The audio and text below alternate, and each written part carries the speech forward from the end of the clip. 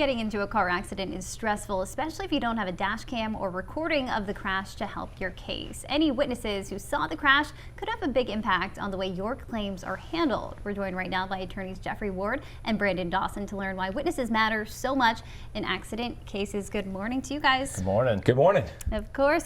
Great to have you guys here as always. Of course, you see witness statements all the time in what you guys do. So how does a witness impact the case? I love a good witness.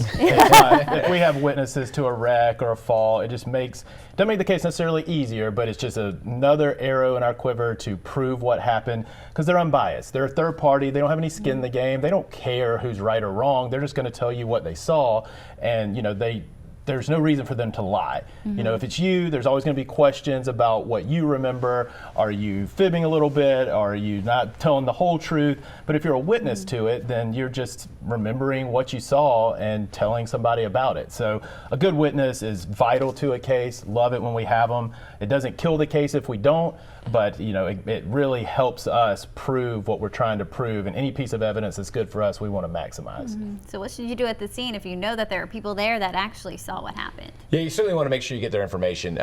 Police officers are supposed to get any witness information and put that on there. Oftentimes, though, we see that is not on there, and sometimes they leave before the officers get there. So again, I would say get their contact information if you can. It could be as simple as having them text you their name. You can get all the information later. You can take a video and have them say their name and phone number. If you're not able to manipulate your phone at that time. So there's all sorts of ways, but definitely one way, shape, or form, get their contact information. We have ways of trying to find them, but man, if we don't have a phone number, it's tough to find a Peter Smith, right? Now, a little bit more unique name like yours, a little bit easier to find.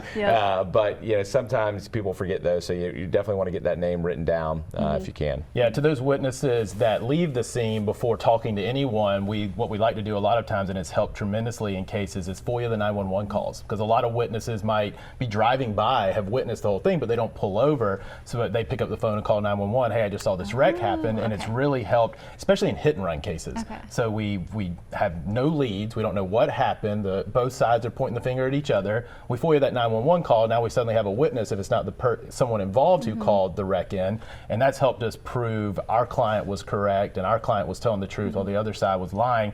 If we hadn't FOIA'd that, and if you didn't know to FOIA that, then that would be a lost lead. That person would disappear into the night and would never to be found. So can a case still be won if there are no witnesses?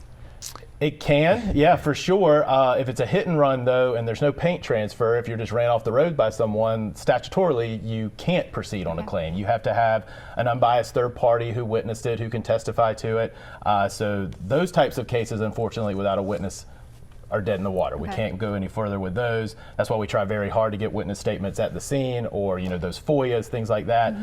But if there aren't witnesses, then it's just you present everything to a jury eventually, and they decide who's telling the truth. Witnesses, again, are just unbiased third parties. They carry a lot of weight because they have no reason to lie. Yeah, we see a lot of red light, green light disputes. So as soon as we see those come in, we know if there's not going to be a witness, it's going to be tough if both parties say, I had the green light. And a lot of those end up in 50-50 resolutions, and it stinks. But to Jeffrey's point, if we can't prove it, well, how is a jury going to know whether I'm telling the truth or Jeff's telling the truth? They're going to, a lot of times what we found is they just say, well, we don't know who to believe, and so we're going to split it down the middle.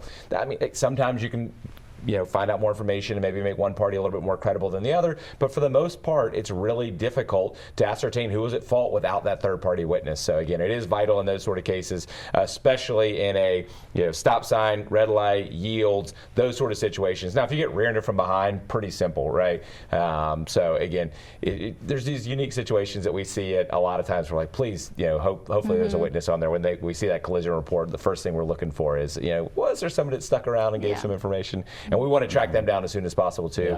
Get an affidavit as opposed to just maybe talking to them. All of a sudden, we can't find them anymore. We've had witnesses die. So there are crazy things out there. So we want to go ahead and get that testimony from that witness, written down in paper, sworn affidavit as soon as possible.